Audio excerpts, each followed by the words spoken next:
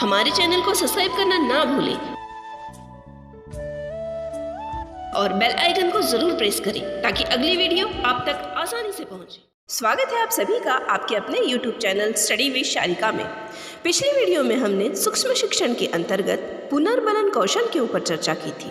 आज इस वीडियो में हम उद्दीपन परिवर्तन कौशल के ऊपर चर्चा करते हैं। तो आइए देखते हैं उद्दीपन परिवर्तन कौशल क्या है। सबसे पहले हम जानते हैं उद्दीपन किसे कहते हैं। उद्दीपन का अर्थ होता है उत्तेजित करना और उद्दीपन कुशलता का तात्पर्य विद्यार्थियों के ध्यान को आकर्षित करने और उस स्थिति को बनाए रखने के लिए पर्यावरण में उद्दीपनों को बदलकर विद्यार्थियों के ध्यान को आकर्षित और केंद्रित करना तथा रुचि को बनाए रखना होता है। मतलब सामान्यतः अगर हम देखें तो एक शिक्षक अपने विद्यार्थियों से कोई अपेक्षित अनुक्रिया की प्राप्ति के लिए किसी विशेष उद्दीपक का प्रयोग करता है, जैसे प्रश्न पूछना, शामपट की ओर इशारा करना, चित्र या वस्तु दिखाना आदि सारी चीज़ें वह करता है। इन उद्दीपनों की सहायता से वह विद्यार्थियों के ध्यान को अपनी ओर तथा विषय वस्तु की ओर आकर्षित और केंद्रित करने का प्रयास करता है। जैसे मदारी कई प्रकार के साधन अपनाकर दर्शकों को अपनी ओर आकर्षित करता है और उनके ध्यान को, रुचि को बराबर अपने कार्य में बनाए रखता है, लेकिन उसके लिए वह हर समय एक जैसे करतब नहीं दिखाता है, बल्कि अपने साधनों या कर्तव्यों में आवश्यकता के अनुसार परिवर्तन लाता है। यही बात शिक्षक और उसके शिक्षण पर भी लागू होती है। मतलब अगर शिक्षक एक उद्दीपक का लंबे समय तक उपयोग करता है या उसकी पुनरावृत्ति करते रहता है तो उसकी प्रभावशीलता समाप्त हो जाती है। विद्यार्थियों को अरुचि उत्पन्न हो सकती है, उनका ध्यान भी उससे हट सकता है। इसीलिए उद्दीपनों के प्रयोग में परिवर्तन कौशल लाना अध्यापकों के लिए आवश्यक बन जाता है। इस तरह उद्दीपक परिवर्तन कौशल से अभिप्राय उस शिक्षण तकनीकी अथवा कौशल से है जिसके द्वारा एक अध्यापक अपने विद्यार्थियों का ध्यान कक्षा गतिविधियों की ओर आकर्षित एवं केंद्रित करने हेतु उपयोग में लाए जाने वाले विभिन्न उद्दीपकों के प्रयोग में अपेक्षित परिवर्तन लाने में अधिक से अधिक सफल हो सके। तो आइए अब हम देखते हैं उद्दीपन परिवर्तन कौशल के घटक, components of the stimulus variation skill, जिसमें सबसे पहला घटक है अध्यापक की गतिशीलता, जिसे अंग्रेजी में से कहेंगे टीचर्स मूवमेंट और इसका शॉर्ट फॉर्म होगा एम। गतिशील वस्तुएं स्थिर वस्तुओं की अपेक्षा ज़्यादा अच्छी तरह से ध्यान आकर्षित करती है। इस दृष्टि से कक्षा में पढ़ाते समय एक अध्यापक को कभी भी एक जगह या एक स्थिति में रहकर पढ़ाना नहीं चाहिए, बल्कि उसे कक्षा में पाठ पढ़ाने के दौरान एक स्थान से दूसरे स्थान पर जाना आवश्यक होता है। जैसे कि वह शामपट की ओर जाता है, फिर उसी के साथ साथ में इधर उधर चलकर, हाथ हिलाकर, हिल डुल कर अपने जो पाठ प्रदर्शन करता है। लेकिन इसमें यह भी ध्यान देना अत्यंत आवश्यक होता है कि अनावश्यक ज़्यादा बॉडी मूवमेंट भी एक हास्यास्पद हो सकता है। विद्यार्थियों के हास्य का कारण एक अध्यापक बन सकता है। इसीलिए एक अध्यापक को उपयुक्त बॉडी मूवमेंट या व्यवहार में पर्याप्त कुशलता अर्जित करने का प्रयत्न करना चाहिए। अगला घटक है अध्यापक के हाव भाव, जिसे टीचर्स जेस्चर कहेंगे, जिसका शॉर्ट फॉर्म होगा जी। हाव भाव का संकेत एक ऐसा विशेष घटक है जिसका प्रयोग ध्यान को केंद्रित करने के लिए किया जाता है। जैसे बहुत बड़ा, बहुत छोटा, चपटा, ये सब बताने के लिए एक अध्यापक हाथों के इशारे से या हाथों के संकेत से बहुत अच्छी तरह से अभिव्यक्त कर सकता है। उसी तरीके से नयन के द्वारा, मतलब आँखों के द्वारा, मुख मुद्रा के द्वारा, हाथ पैरों के द्वारा तथा कई वह संकेत और इशारे कर सकता है। ये सारे के सारे इसी श्रेणी में आते हैं। इनके द्वारा छात्रों के ध्यान को कक्षा में शिक्षक में आकर्षित एवं केंद्रित करने का कार्य अच्छी तरह किया जा सकता है। अगला घटक है स्वर में परिवर्तन, चेंज इन स्पीच पैटर्न, जिसका शॉर्ट फॉर्म होगा CSP। कभी कभी संवेग व्यक्त करने के लिए किसी खास बिंदु पर बल देने के लिए अपनी वाणी में स्वर में परिवर्तन किया जाता है, जैसे आवाज़ में उतार चढ़ाव, आवाज़ में तीव्रता, आवश्यक शब्दों पर जोर देना। वाक कला में लाए गए परिवर्तन विद्यार्थियों का ध्यान कक्षा कार्य की ओर आकर्षित एवं केंद्रित करने में महत्वपूर्ण भूमिका निभाते हैं। अगला घटक है ध्यान केंद्रित करना, जिसे फोकसिंग कहेंगे, जिसका शॉर्ट फॉर्म होगा F।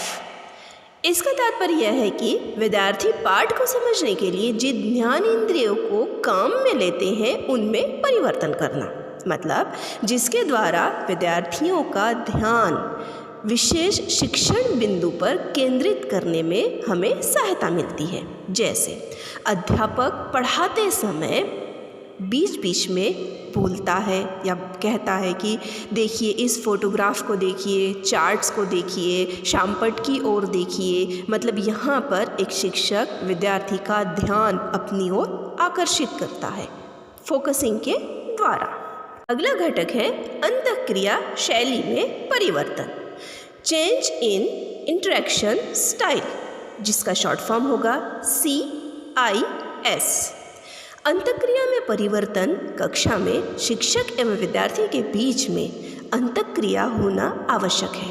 यदि इसका उपयोग न किया जाए तो कक्षा का माहौल एक तरफा हो जाता है।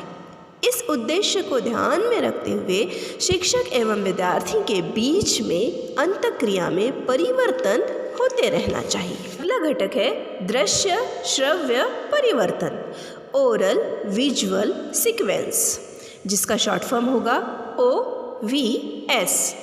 लगातार दृश्य श्रव्य परिवर्तन करने से विद्यार्थियों का ध्यान शिक्षक पर केंद्रित रहता है। शिक्षक को कभी दृश्य तो कभी श्रव्य परिवर्तन कक्षा में करते रहना जरूरी होता है। अगला घटक है विराम, पॉज, जिसका शॉर्ट फॉर्म होगा P। विराम का तात्पर्य अध्यापक की वार्ता के दौरान जानबूझकर कुछ समय के लिए चुप हो जाना है। इससे विद्यार्थियों का ध्यान अध्यापक अपनी ओर बहुत अच्छे से आकर्षित कर सकता है। जैसे घर में या कमरे में दीवार घड़ी टिक टिक करते हुए अचानक बंद होती है तो हमारा ध्यान तुरंत उसकी ओर चला जाता है। उसी तरीके से अगर अध्यापक पढ़ाते समय जानबूझकर कुछ समय के लिए विराम ले ले या मौन हो जाए तो विद्यार्थियों का ध्यान अपनी ओर आकर्षित करने में उसे सहयोग मिलता है। यह जो विराम होता है, यह विराम 2 या 3 सेकंड का अल्प मौन विराम लेना चाहिए, क्योंकि इतना ही अधिक प्रभावशील होता है। अगला घटक है विद्यार्थियों की सहभागिता, प्यूपिल पार्टिसिपेशन, जिसका शॉर्ट फॉर्म होगा PP। इसका तात्पर्य है अध्यापक द्वारा इच्छानुसार कार्य में विद्यार्थियों की भागीदारी। मतलब जब अध्यापक कक्षा के अंतर्गत कोई पाठ पढ़ा रहा होता है उस समय विद्यार्थियों का वह अपने लिए सहयोग ले सकता है। जैसे कि शामपट पर उन्हें कुछ लिखने के लिए बुला सकता है, उपकरण लगाने के लिए विद्यार्थियों की सहयोग ले सकता है। इससे विद्यार्थियों का ध्यान शिक्षक के पाठ के ऊपर आकर्षित होगा। आइए अब हम देखते हैं कि उद्दीपन परिवर्तन कौशल की एक पाठ योजना हम कैसे बना सकते हैं। पाठ योजना बनाते वक्त सबसे पहले विद्यार्थियों को अपनी नॉर्मल इन्फॉर्मेशन देनी होती है। सबसे पहला टॉपिक उन्हें डालना होता है छात्राध्यापिका का नाम या छात्राध्यापक का नाम। उसके बिल्कुल सामने उसे दिनांक डालना होता है। छात्राध्यापिका के नाम के नीचे उसे महाविद्यालय का नाम डालना होता है, जिस भी वह महाविद्यालय का होता है।